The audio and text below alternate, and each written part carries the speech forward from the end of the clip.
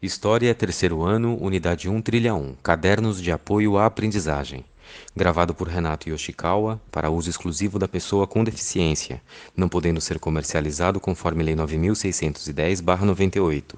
Cidade do São Salvador, Bahia, 26 de março de 2021. Trilha 1. Tema: Transição da monarquia para a república.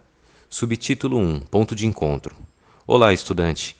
Nesta primeira trilha, vamos estudar o processo de transição da monarquia para a república no Brasil e ampliar a nossa compreensão sobre a ocupação do espaço e fronteiras, identificando o papel de diferentes grupos sociais, a diversidade étnico-cultural e as características socioeconômicas, políticas, tecnológicas, entre outras. Bem-vindos! Neste momento, você encontra informações e propostas de atividades para continuar trilhando em direção à sua plena aprendizagem nesta retomada de estudos. Estude, reflita, não tenha medo de errar, estamos juntos nessa trilha. Entre aspas, simbora aprender? Hashtag tamo junto, hashtag vamos juntos. Subtítulo 2, Botando o pé na estrada. Para iniciar a nossa viagem, vamos fazer alguns questionamentos, pois afinal somos autores e sujeitos de nossas próprias histórias, sendo importante conhecer, refletir e ampliar a nossa visão crítica sobre os processos históricos. Questões: 1. Lembra das vezes em que você recorreu ao seu livro didático para estudar história do Brasil? 2. Você já percebeu que a história do Brasil, narrada pelos livros didáticos, pouco falam dos indígenas e afro-brasileiros, senão para contextualizá-los na realidade da escravidão colonial ou monárquica, ou como etnias que estão em processo de extinção? 3. Mas, se a realidade fosse apenas esta, ou isso fosse verdade, quem seriam os formadores da nação brasileira?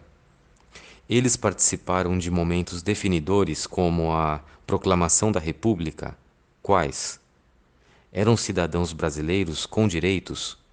Foram tratados como sujeitos históricos nesse Brasil republicano que quase inaugurou o século XX? Para caminhar na trilha, responda a cada questionamento em seu caderno. Subtítulo 3: Lendo as paisagens da trilha. Observe a imagem a seguir, que retrata uma realidade social e espacial dos primeiros momentos da Primeira República no Brasil. São mulheres aprisionadas durante a Guerra de Canudos, que se desenrolou no sertão da Bahia entre os anos 1896 e 1897. Observação: a palavra Canudos tem C maiúsculo. Analise com atenção as questões que seguem. Figura 1. Fotografia em preto e branco de mulheres e crianças prisioneiras em Canudos. Elas vestem roupas longas, várias cobrem a cabeça com panos e estão sentadas numa área de campo, a céu aberto. Ao fundo, dezenas de homens estão em pé. Alguns deles aparecem com cintas de couro cruzando o peito. Fim da descrição da imagem. Disponível em images.app.goo.gle. Questões: 1. A partir da fotografia, quais as ideias que ela transmite sobre quem eram de fato as seguidoras de Antônio Conselheiro? 2. A partir dela, podemos identificar os brasileiros invisibilizados na nossa história? Subtítulo 4. Explorando a trilha. Leia o texto a seguir, com informações atuais sobre os sujeitos que viveram em Canudos. Texto 1. Título: Canudos. Abre parênteses, 1893, traço, 1897. Fecha parênteses.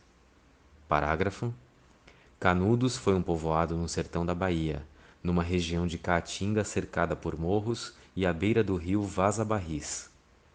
Antônio Vicente Mendes Maciel, o conselheiro, chegou ao vilarejo em 1893 com algumas centenas de fiéis e logo passou a chamar o lugar de Belo Monte. Observação: A palavra conselheiro tem C maiúsculo. Voltando ao texto. Segundo a descrição de Euclides da Cunha, conselheiro era uma figura de cabelos crescidos até os ombros, barba longa, face encaveirada e olhar fulgurante. Sob a liderança do conselheiro, o vilarejo passou a crescer num ritmo acelerado, com as levas de seguidores que lá chegavam para viver.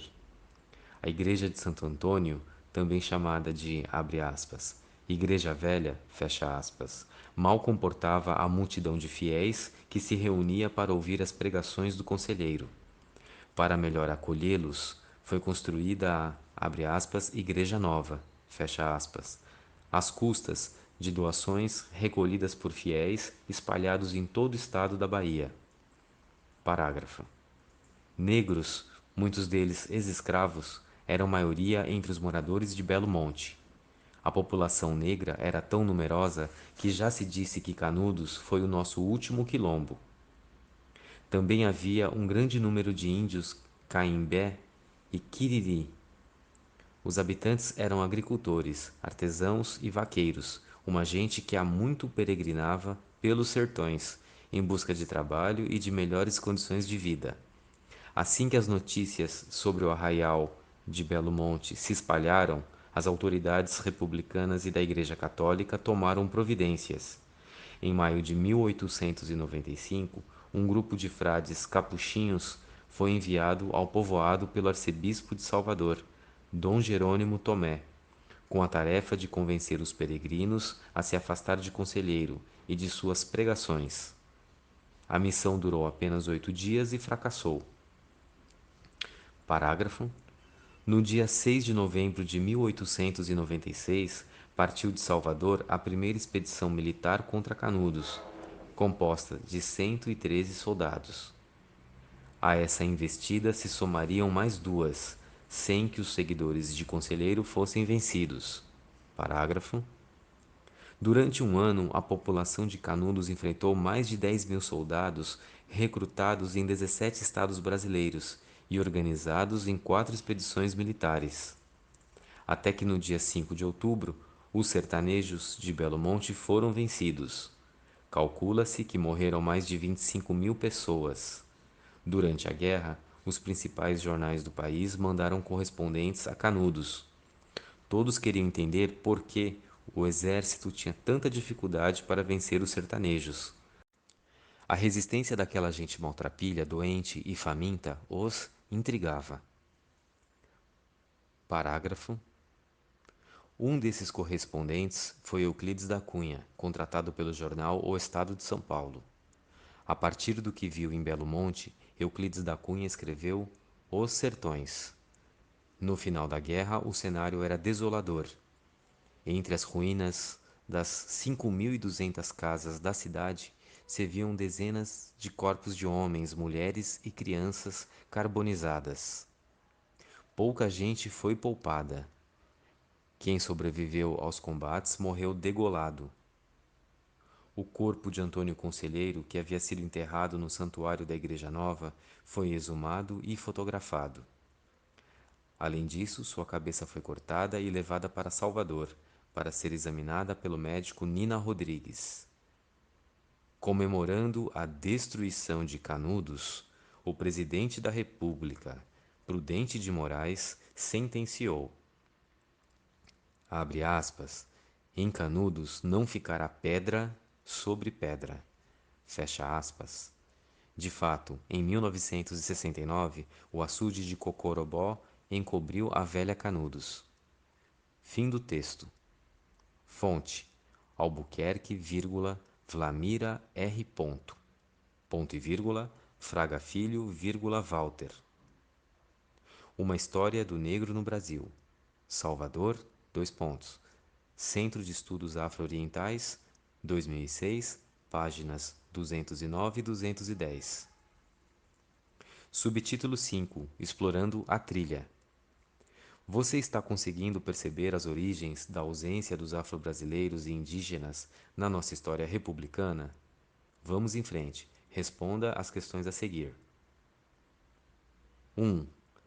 Se, como nos fala o texto, a maioria da população de Canudos era de afrodescendentes, incluindo ex-escravizados, por que será que a comunidade do Belo Monte foi tão atrativa para aqueles sujeitos após a abolição de 1888?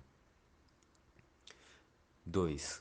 Ainda sobre Canudos, você acha que o fato de ser uma comunidade no interior do sertão da Bahia e com tantos sujeitos fora da realidade branca, urbana e com posses, refletiu na violência resultante do conflito?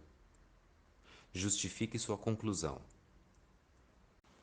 Subtítulo 6. A trilha é sua. Coloque a mão na massa. Que tal se expressar artisticamente acerca do que trabalhamos até este, abre aspas, pit stop, fecha aspas, da nossa trilha? De forma criativa, demonstre com um poema, um rap, um cordel. E por que não um desenho? Fique à vontade para soltar a imaginação e inovar com algo o que você aprendeu nesta trilha até agora. Subtítulo 7. A trilha na minha vida. De alguma forma você se sentiu tocado, incomodado, curioso com as informações que trilhamos até agora? Que tal pensar sobre isso? Que sentimentos você experimentou ao falarmos sobre afro-brasileiros, sertanejos, indígenas e suas relações com as representações de poder? Como isto impactou na forma como você se vê no mundo? Ou não impactou? Vamos lá, se expresse produzindo um texto em seu caderno, de forma reflexiva, descrevendo o seu discernimento crítico. Subtítulo 8. Proposta de intervenção social. A partir das leituras e suas análises sobre Canudos e o componente social que viveu no Belo Monte, que tal pensar de maneira comparada sobre a discriminação social no Brasil naquela época e hoje? Mais especificamente, a discriminação social e cultural com o povo nordestino? Convide colegas seus, seu professor ou alguma liderança que você conheça. Elabore um card para divulgar e faça uma live para seus contatos das redes sociais, debatendo este tema. Subtítulo 9. Autoavaliação. Peço que responda às seguintes perguntas. A. Você reservou um tempo para realizar esta atividade? B. Se reservou, conseguiu realizar esta atividade no tempo programado? C. Considera que a trilha te ajudou a fazer uma leitura mais crítica sobre a promoção da democracia, da cidadania e dos direitos humanos na sociedade atual? D. Através da trilha, você consegue avaliar os processos de ocupação do espaço e a formação de territórios, considerando a existência de conflitos populacionais, a diversidade étnico-cultural e as características socioeconômicas, políticas e tecnológicas? Justifique.